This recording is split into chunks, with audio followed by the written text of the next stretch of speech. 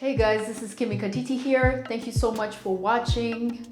Today I'm bringing something new, something fresh. This is What Games Teach Us. It's a social, political, cultural deduction from video games. Just a blend of an opinion video with a video game review in a way.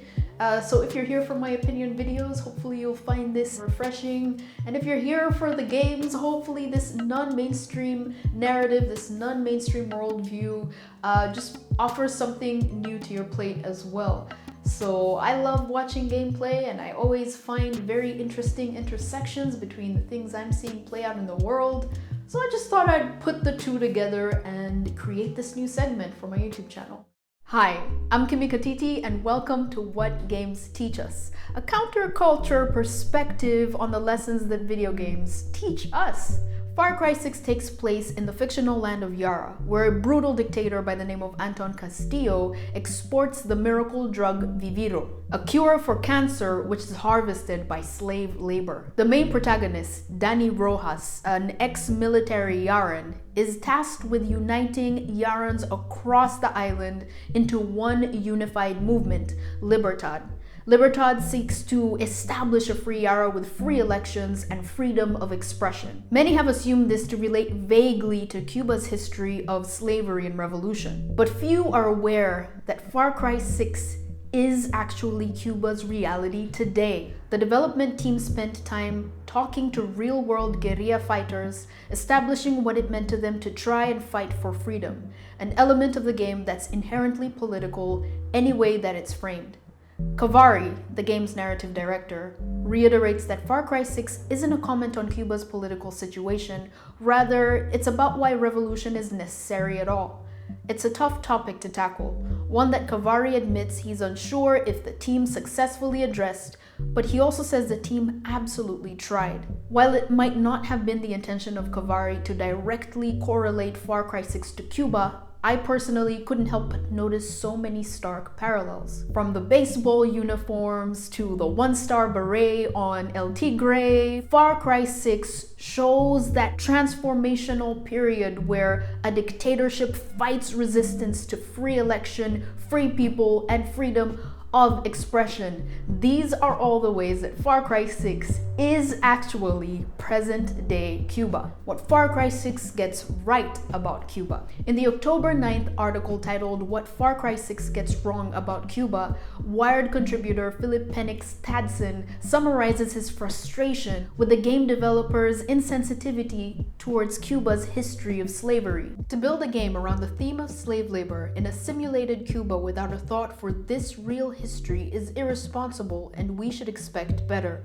He was referring to Cuba's history of slavery, which ended in the late 1880s, nearly 2 decades after the Emancipation Proclamation in the United States. I can see his concern over this if this actually was the inspiration for the slave labor arc in Far Cry 6, but I have reason to believe it's not. You see, the game actually directly pays honor to the Taino lives that were enslaved and attacked by the Spanish Empire, with a monument located in one of the game's coastal missions. The game's forced labor parallel might read more accurately when it comes to a lesser known and currently active iteration of slavery on the island. What Philip found distasteful in the depiction of forced labor in Far Cry 6 might actually shed much needed light on medical slavery in Cuba. So essentially, the Cuban regime has been saying, we send out doctors all over the world, and it's a facade of like an altruistic mission. But in truth, those doctors are essentially it's slave labor. The first time I went to Cuba, I met up with an architect that later became a friend, and her father was a doctor. And she would say, my father was forced to go into a bunch of places. At that time, it was in Africa. They were going to Angola, and he would come back very, very sick because obviously he wasn't used to. It was a totally different environment, and he would come back with diseases that he wasn't used to. Say, I don't want to go again to another place, and I feel like they're using my body, my actual body, as an exchange, and he died very young. Despite whistleblowers exposing the reality of medical slavery, The international community still struggles to believe that unethical trade can exist between democracies and dictatorships. Just take a look at this August 26th excerpt from Game Rant writer Rob Dolan on the absurdities of Viviro's plausibility. The narrative hook for the main conflict of Far Cry 6 is, for lack of a better phrasing, basically absurd. There's no indication that the international community is not in any way concerned that Castillo's regime has a stranglehold on a major medicinal breakthrough. There's no way other much larger countries would be willing to accept a deal with a ruthless dictator to purchase a cancer cure. Especially considering what Anton is being accused of doing to his people in Yara. Rob, do I have news for you. Despite the efforts of Cubans to relay the horrific reality of medical slavery to the rest of the world, mainstream media outlets continue to praise Cuba's medical institutions as far more advanced than they actually are. This is most likely the result of propaganda press packets sent out from the regime, such as this September article from CNN praising Cuba's child vaccination rollouts as historic. All this despite the fact that just months prior, civilian footage showed Cuban hospitals as tragically dilapidated, in need of basic supplies, and overcrowded. Far Cry 6 further alludes to the basic failures of the Cuban healthcare infrastructure during the re-education mission. The character Matias is a doctor whose license was revoked and who was forced to attend a re-education school. He makes mention of having to perform a top surgery on Paulo without anesthesia. This narrative is an on-the-nose comparison between this country, Yara, that can export Viviro, this miracle drug, send it to the rest of the world, but the people on the island do not have basic access to supplies. In addition, and to Rob Dolan's dismay, many countries continue to trade with Cuba. These include Venezuela, China, Canada, the Netherlands, Singapore, Spain, France, Ivory Coast, Brazil, Russia, and Italy. Why artists are important for freedom-fighting movements: Movimiento San Isidro and Maximas Matanzas. Paulo and Talia form Maximas Matanzas, a musical duo that once had to endure the cruel brainwashing of Maria Marquesa. Clara enlists Dani to go find Maximas Matanzas and convince them to join Libertad in order to rally up oppressed Yarans through art.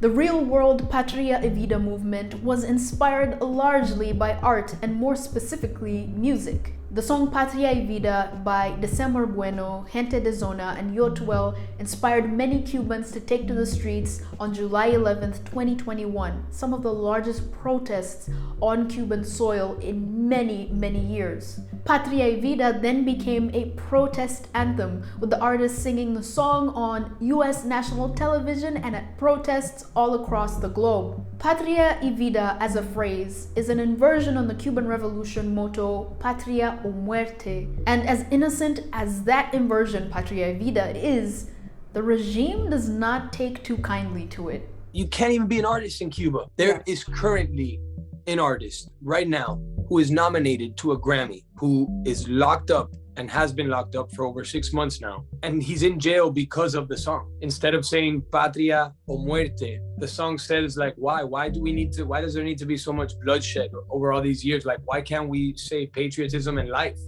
That was enough for them to say, not only is he locked up, but the song is illegal to be heard. Patria y Vida originates with the San Isidro movement, which I'd like to liken to Far Cry 6's Maximas Matanzas. It's interesting to hear Matanzas, right? Because that's a place in Cuba. These movements also are from places. So San Isidro is a place. And so this Movimiento San Isidro comes out of this neighborhood. It's a group of artists that are connected to each other and to people around the island, and essentially have been asking forever, but in our eyes and in front of social media, what they're asking for is freedom of speech, freedom of expression, freedom to be release of political prisoners. They're asking for freedom in their art. The San Isidro movement, or Movimiento San Isidro, was formed as a response to Decree 349, a law by which all artistic expression must be pre-approved by the Cuban Culture Ministry. This is something that Cubans have always lived with. This was, the unspoken rule of thumb. You don't make art without it being approved by the state. But it essentially now says, written in the Constitution, that you cannot make any art against the government. And what against the government means is very, very broad. The collective features a number of artists and academics. One of their members, a performance artist by the name of Luis Manuel Otero Alcantara, has been repeatedly arrested for his work with MSI.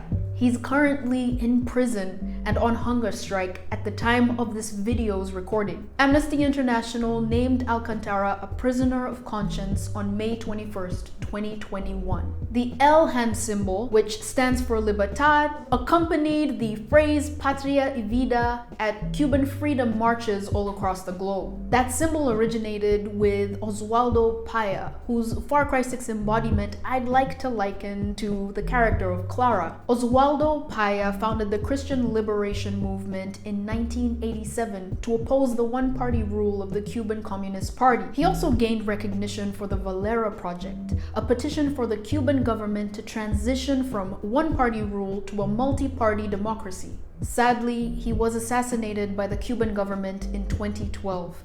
But his legacy lives on in the Patria y Vida movement. In fact, his daughter Rosa Maria Paya is a strong and vocal advocate for Cuban freedom today. Revolutionary cycles. What makes leaders tyrannical? Anton Castillo is the main antagonist of Far Cry 6 and the brutal dictator leading Yara. Far Cry 6's narrative director, Navid Kavari, describes Anton's leadership in the following words. For Anton, paradise doesn't necessarily include everyone. So those that disagree with how he's approaching rebuilding Yara, so to speak, are rounded up into this forced labor state, one that Anton believes is necessary to see his vision through. Anton's character is regal in stature, dressed in form-fitting attire which hints towards an obsession with hierarchy and control. A depiction many in the international community would associate with former Cuban dictator Fulgencio Batista, whose struggling and oppressive leadership fostered the conditions for a communist revolution. In an analysis of Batista's Cuba, historian and social critic Arthur M. Schlesinger Jr. said, "The corruption of the government, the brutality of the police, the government's indifference to the needs of the people for education, medical care, housing, for social justice and economic justice is an open invitation to revolution." Many might assume that that open invitation to revolution would naturally absolve a dictatorship. The revolution that ousted Batista would be the one to establish free elections and freedom of expression, right? Well, you would be wrong. To the surprise of many, Anton Castillo's appearance might hint towards Batista, but his character and arc can be more accurately likened to Batista's successor, Fidel Castro. I think that Anton is most certainly that figure that to many Cubans is Fidel Castro. As the years have gone by, Castro passing away, then putting his brother in place, his brother then, reaching an age to where he could no longer be the one in charge. So then, he puts Diaz-Canel in place. And but at the end of the day, it's still the same regime. The people still have absolutely no say, no vote. How exactly do authoritarian leaders establish such tyrannical rule? Why is it that we, the regular people, don't see these dictatorships coming until it is way too late? Well, two glaring examples of these paths to tyranny are highlighted brilliantly by the game. These would include brainwashing and us versus them morality. Both of these techniques are embodied in one Castillo puppet, Maria Marquesa. In Far Cry 6, Maria Marquesa was the director of the True Yaran Academy and was responsible for the forced education of Paulo, Talia, and Matias. But forced education, an indoctrination that leads to brainwashing, is just yet another reality for many Cubans. I mean, it's indoctrination from such an early age. The propaganda in Yara, which is Cuba, it's just feeding this information that is put out there to mold these people into thinking a certain way, seeing a certain way, feeling a certain way. Religion was illegal in Cuba. People were not allowed to pray to God. You were actually forced to pray to Fidel Castro. Maria also constantly parroted the true Yarans versus fake Yarans rhetoric, an example of us versus them morality that forces people back into tribalism and points out a common enemy rather than allowing us as humans to all realize our common humanity.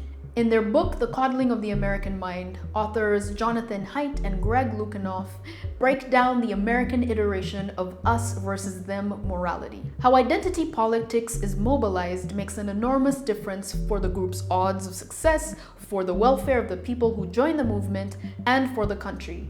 Identity can be mobilized in ways that emphasize an overarching common humanity, while making the case that some fellow human beings are denied dignity and rights because they belong to a particular group, or it can be mobilized in ways that amplify our ancient tribalism and bind people together in shared hatred of a group that serves as the unifying common enemy.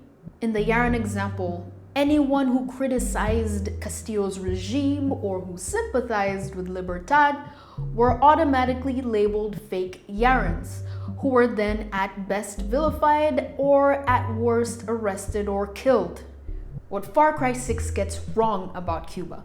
Communists are part of Libertad. In Far Cry 6, the character El Tigre wears a back-turned beret with one star in the middle, reminiscent of Marxist revolutionary Che Guevara. El Tigre speaks fondly about the '67 revolution and when he would get a chance to fight with his friends again like he did back in the day. And I understand this to be some sort of parallel to the Cuban Revolution. In the Yaran parallel, the idea that it is the communists from '67 still fighting for liberation in the current movement, especially with the use of violent guerrilla tactics, just does not translate quite accurately to the Patria y Vida movement. The demands for freedom are against the communist regime and not from the communists or anyone who is in support of the revolution. Dani Rojas and Juan Cortez, and Billy kind of, seem to have every weapon from across the globe at their disposal, from gold-accented SMGs to fire-launching Supremos, and the Blood Dragon magnetized magazine pistol, which I believe to be some sort of deluxe add-on. While the concept of resolver is a Cuban life-hacking reality, the use of the term with reference to gun ownership, gun modification, and gun use is just not akin to Cuba's reality. Gun ownership is highly restricted for regular citizens in Cuba. On top of that, the Patria y Vida movement is largely peaceful and does not rely on the use of violence to spread its message both on the island and across the globe. Instead of a guerrilla-style takeover, protesters simply ask the international community to amplify the reality of many Cubans on the island through the use of social media sharing. And speaking of social media and telecommunications, Far Cry 6 shows a lot of the Yaran guerrillas as having access to comms very easily. In the Cuban parallel, however, communication is one of the dictatorship's greatest weapons, or I should say the interference thereof. Not long after Cubans took to the streets in protest earlier this year, the Cuban government responded by shutting the internet down, most likely to curb the bad PR of the sitting dictatorship cracking down on its unarmed citizens. This post-protest internet interference resulted in a loss of communication between families both on and off the island. Furthermore, the Cuban government issued Decree 35 to discourage any further acts of dissent. President Miguel Diaz-Canel said, "Our Decree 35 goes against misinformation and cyber lies. The regime announced that anyone that subverts the constitutional order will be labeled cyber terrorists. The effort to suppress free information and communication reminds me of Clara's speech towards the earlier half of the game." What does Anton Castillo fear? Free elections, free expression, free outcasts. A Yara free of Castillos.